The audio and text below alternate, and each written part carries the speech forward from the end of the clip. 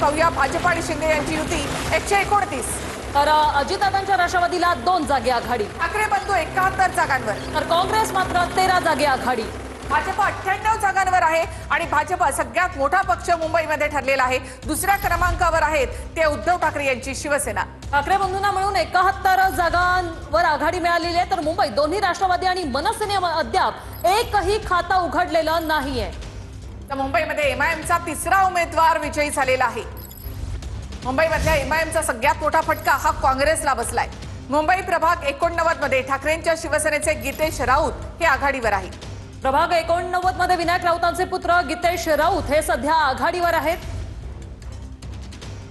गीतेश राऊत यांनी आघाडी घेतलेली आहे. मुंबईचं चित्र जर आपण पाहिलं तर भाजप 98, शिवसेना शिंदेची शिवसेना 31, मनसे 9, शिवसेना ठाकरे गट 62 जागी आघाडीवर आहे. मुंबई प्रभाग 89 मध्ये ठाकरेंच्या शिवसेनेचे गीतेश राऊत हे आघाडीवर आहे.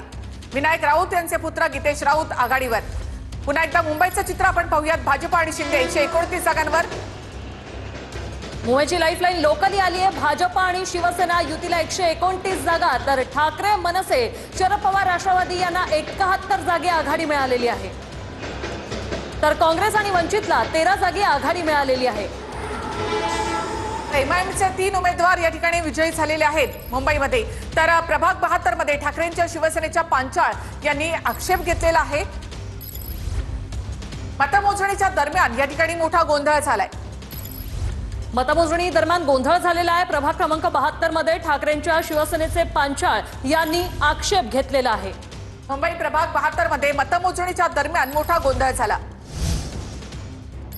महत्वाची बातमी, मुंबईत एमआयएमचा 4था उमेदवार आता विजयी झालेला आहे. मुंबईमध्ये एमआयएमचा 4था उमेदवार विजयी झालाय. समीर पटेल हे एमआयएमचे विजयी झालेले आहेत. प्रभाग क्रमांक 137 मधून समीर पटेल विजयी. एमआयएमचा 4था उमेदवार विजयी झालाय.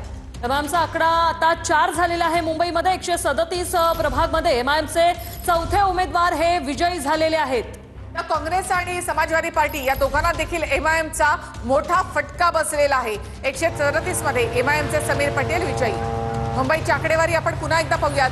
भाजप आणि शिवसेना युती 129 जागा मिळवून मुंबई महापालिकेमध्ये सत्ता स्थापन करतायत. तर शिवसेना